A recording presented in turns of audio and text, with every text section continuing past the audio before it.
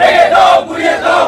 বিজয় শেষে এই পর্যায়ে বিপ্লবী সাধারণ সম্পাদক জনাব আজমল হোসেন শরীফ। বিসমিল্লাহির রহমানির রহিম। উপস্থিত ইউনিয়ন এবং উপজেলা ছাত্রদল এবং দক্ষিণ জেলা ছাত্রদলের নেতৃবৃন্দ, আজ আমরা উপস্থিত হয়েছি নিষিদ্ধ ছাত্রলীগ অতিরিক্তভাবে আজ একটি মিছিল করেছে, জটিকা মিছিল করেছে। তারই প্রতিবাদে আমরা তাৎক্ষণিক একটি বিক্ষোভ মিছিল করেছি। আমরা প্রশাসন এবং অন্যদের সাথে কথা বলেছি, তাদের দ্রুত একটি ব্যবস্থা নেওয়ার জন্য। প্রশাসন আমাদেরকে জানিয়েছে তারা মামলা প্রসেসিং করছে, তাদের বিরুদ্ধে 502 মামলা হবে। আর আমরা এই নিষিদ্ধ সংগঠনকে কুমিল্লা থেকে ইনশাল্লাহ অবাঞ্ছিত ঘোষণা করেছি। আগামী দিন আমাদের অবগত হলে আমরা যে কোনো ধরনের তাদের প্রোগ্রাম আমরা প্রতিহত করব এবং কুমিল্লা দক্ষিণ জেলা ছাত্রদলের পক্ষ থেকে তীব্র নিন্দা ও প্রতিবাদ জানাচ্ছি।